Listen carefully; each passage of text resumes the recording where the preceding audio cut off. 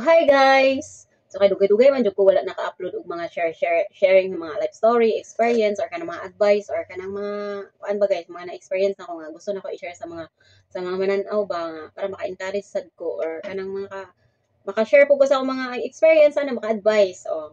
Kay hilig jud ko mag advice guys sa kuan kanang na kay mga friend ana pare ani Facebook mo dinhi ra man ko taas og confident dinhi ra ko taas og confident sa sokmid.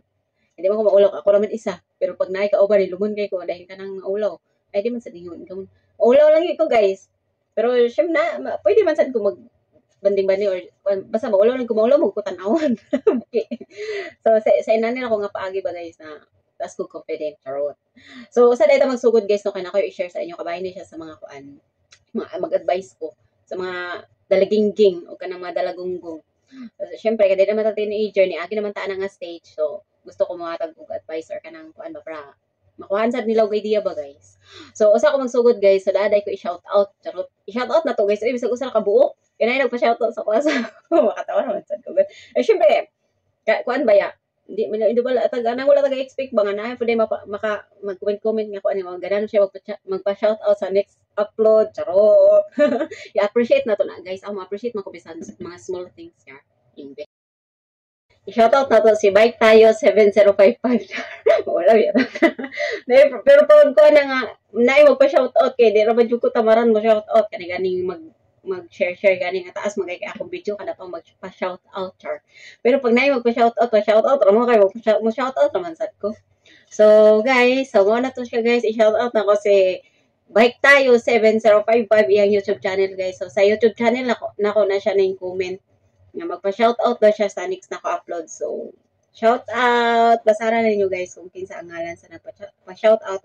Kasi ganahan mo mo-subscribe niya guys, i-subscribe na ninyo guys. So, ganahan din magpa-shoutout sa mga bintras nga hindi pa ko busy.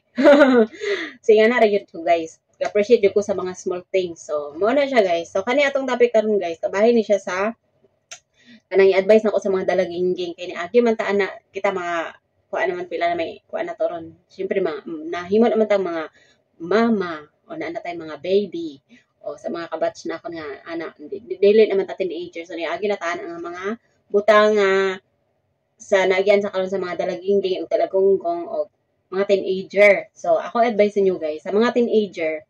So ang ako nga advice sa inyo sa karon nga mga bata pa mo 14 years old taman og 20 years old 14 years old sa mga teenager, 14, 15, 16, 17, 18, 19. Kada nga mga edad guys, sa mga naaana nga mga edad, kinahanglan labanan yun ninyo ang inyong mga infatuation. Charot, infatuation. Ana bang mga crush ba guys? Ang mga dalagingging, di ba, di man ginamali kaya normal ra magula sa mga tao, sa mga dalagita, mga teenager nga experience na to na yung anak nga mga feelings. Kanang kuan ba? Kanang naramdaman. Ma-experience na to na ang kaya ng mga feelings. So, ganahan magtagalog, ganahan og magbisaya. Kaya, siyempre, may mo comment magud usay nga, hindi ko maintindihan yung vlog mo, ay yung mga sinasabi mo vlog. Hindi ko maintindihan, so, Tagalog, Bisaya na lang ta. So, ganito guys. Yung sa mga, dyan, mga teenager, yung mga bata pa, 14, kaya magsimula naman yung mga crush ganyan sa mga ganyan na edad 12, 13, 14. Kahit na natin nagka-crush na anak ko nga 10 years old nagka-crush na. So, syempre, hindi naman natin pwede pagbawalan yun kasi nararamdaman nila yun. Pero ito yung sasabihin ko sa inyo mga dalagingging, dalagunggong na wag kayong magpadala sa nararamdaman nyo. Lalo na't mga bata pa kayo. Kasi naranasan na namin yan, napagdaanan na namin yan. At saka, yung mga napagdaanan namin at yung mga nakikita ko sa iba, kailangan, gusto ko din i-share sa inyo na labanan nyo yung nararamdaman na yan kasi hindi yan yung totoo talaga na nararamdaman nyo. Kumbaga, paghanga lang yan. Pag nadala kayo sa paghanga na yan, delikado yung buhay nyo. Masisira ang buhay nyo. Hindi kayo makapagtapos ng pag-aaral, maglalayas kayo, mag-aasawa kayo ng maaga, manganganak kayo ng maaga, mapabuntis kayo, magiging single mom kayo. O yan, madami yan ngayon na panahon, madami yan, mga ganyan. Kaya ang masasabi ko lang sa mga dalagingging dyan, lalo na sa mga babae ng mga dalagingging na mga bagong dalaga pa lang, na hindi pa talaga sila stable sa trabaho. Guys, mga ging, dalagingging, tandaan nyo ang i-advise ko sa inyo. Siguro naririnig nyo na din sa iba, sa mga mama, sa mga nakakatanda, yung mga ibang sasabihin ko. Pero, syempre, napagdaanan ko na din yan, na yung mga stage ng edad na yan, yung ganyan na mga edad, mapusok talaga yan sa mga crush. Syempre, sabi nyo, mahal na mahal ko siya, ikakamatay ko pag nawala siya. Ganyan. Pero ngayon, buhay pa. So, mga yan ang edad, guys, mapusok yan. Mga talaging ging. Kailangan labanan nyo yung mga nararamdaman nyo kasi hindi yan yung totoo talaga na pagmamahal. Pagmamahal na yan yung paghanga, ganyan. Kasi yung mga ganyan na edad, hindi nila iniisip, hindi nyo naiisip yung future, yung kinabukasan na masabi nyo lang na mahal ko siya, kahit wala kami kinakain, bahala. Saging basta labing, no? Mali din yan. Okay naman yan, bahala, saging basta labing. Basta meron ka lang kainin. Tapos yun na, kailangan talaga, yung mga nararamdaman nyo ng mga ganyan, iwasan nyo talaga yan at labanan na huwag kayong madala at matukso. Kasi yun yung magdadala sa inyo sa kapahamakan. Ang sa akin guys, sasabihin ko lang talaga sa inyo kasi experience ko na din kasi yan. Pero hindi naman ako bata nung time na yun. May edad na. Pero hindi dati ipupuko sa akin. So, kumbaga sa akin, hinahalimbawa ko lang yan. Pero dapat talaga guys, yung mga dalaging yung mga ganyan na nararamdaman nyo, wag nyong pukusan yan kasi paghanga lang yan. Kailangan talaga, 14, 15, 16, 17, 18, yung mga nararamdaman nyo yan, wag nyong ipa-priority. Wag nyong pukusan kasi ipapahamak nyo yan kung hindi kayo mabubuntis. Kasi kung i-focus nyo talaga yun yung nasa isip nyo, yung nararamdaman nyo, makakapag-asawa kayo ng maaga. O pag nakapag-asawa kayo ng maaga, hindi nyo matatapos pag-aaral nyo, hindi kayo makapagtrabaho ng maayos. At kung natupad man yun yung nararamdaman nyo, kasi yun ang ginusto mo, di ba?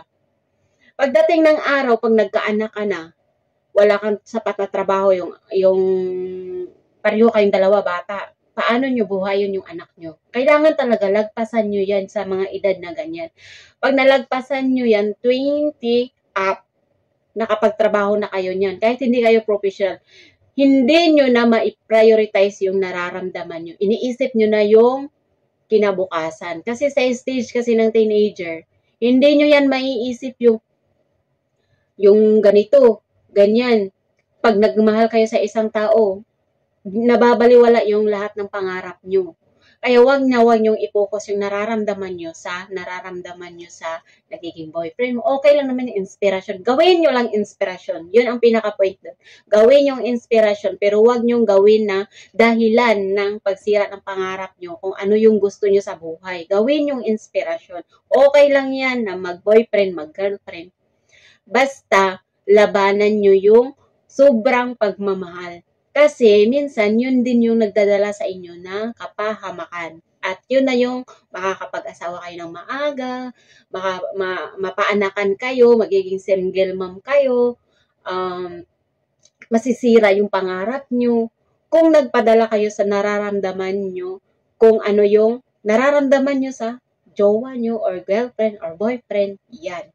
Kailangan nyo talaga yan lagpasan yung stage na yan na mapusok pa yung nararamdaman nyo. Kasi wala ka nang ibang iniisip nun, di ba? Hindi mo makamit yung ano mo, basta makamit mo lang yung pagmamahal mo na nararamdaman mo sa jowa mo, ganyan.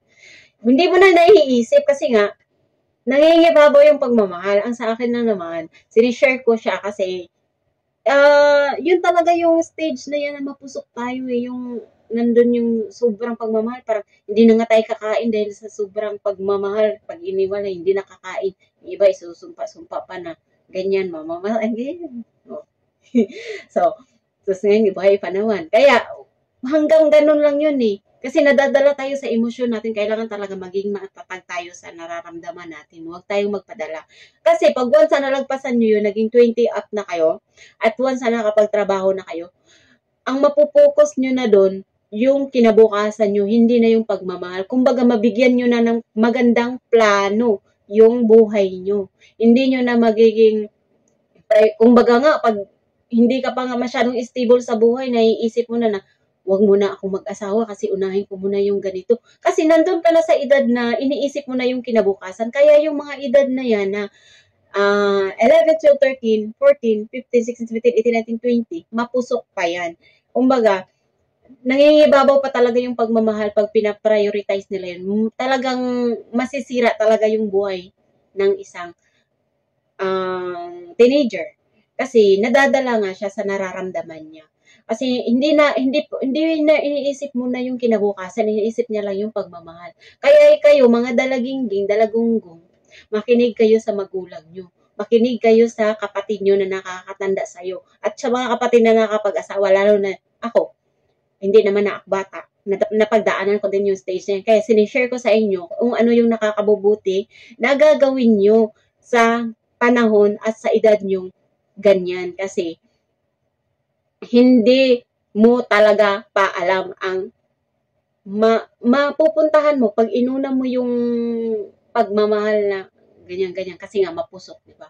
Kaya kailangan talaga lagpasan at labanan nyo yan. Gawin nyo lang siyang inspirasyon, huwag nyo sirain yung buhay nyo dahil sa ganyan. Kasi hindi rin yan maganda. Swerte ka kung yung magiging partner mo at saka ganyan yung edad mo at may pera at kaya kayong buhayin ng mga magulang nyo. Swerte ka kung maiahon kayo. Pero paano pag hindi? Sino ang mahihirapan? Yung anak nyo, kayo na mag-asawa, minsan iiwan ka pa kasi nga walang pera, ganun.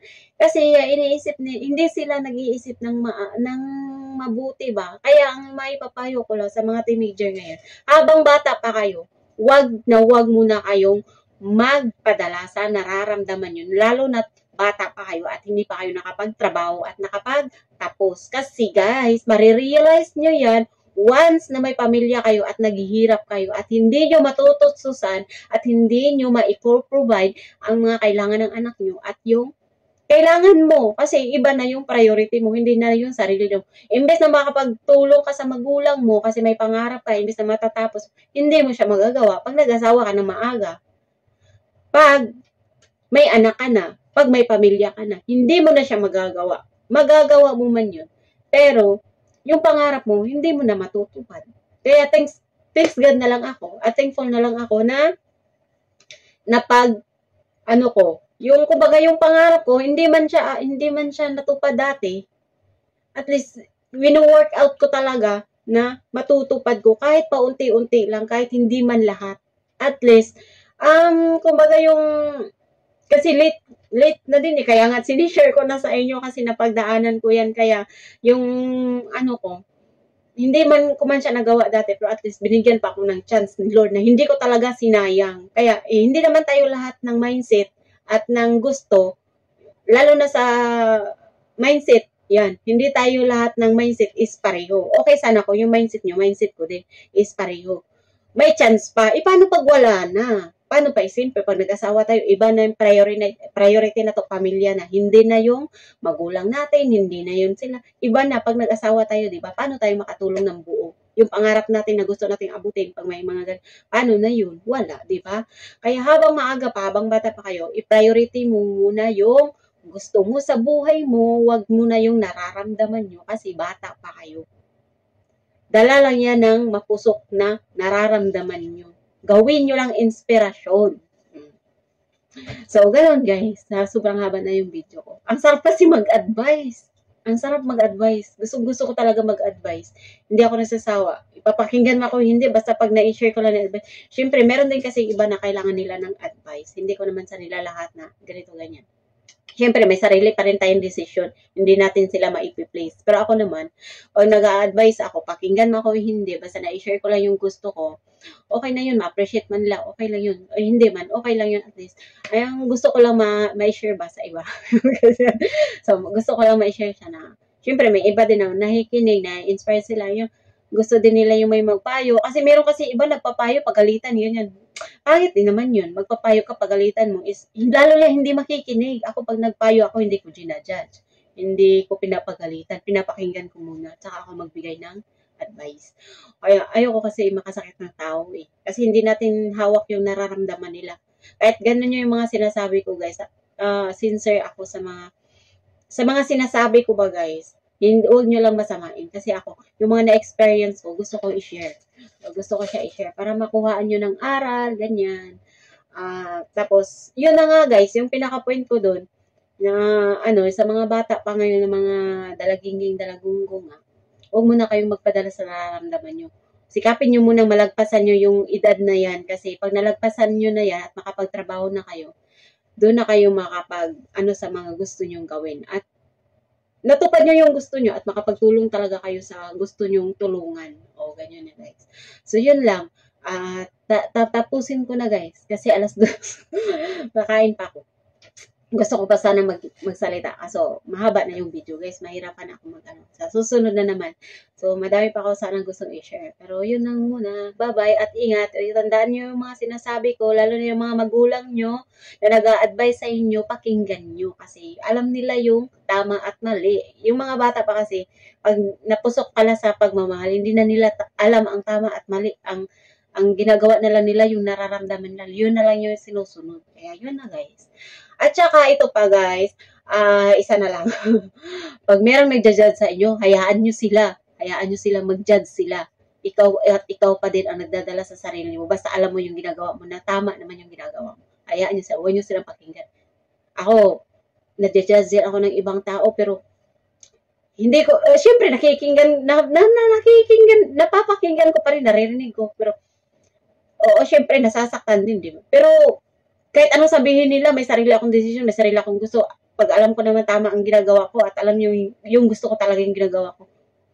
Hindi ako na natitinag. O kumbaga, dahil sa mga sinasabi, babagsak yung mga, no, hindi. Huwag niyo, hayaan niyo sila. Ikaw naman nagdadala sa sarili mo. Alam mo naman yung ginagawa mo, alam mo naman ang tama at mali. Huwag niyo silang pakinggan, hayaan niyo sila. Gawin yung inspirasyon, yun. Bye! God bless!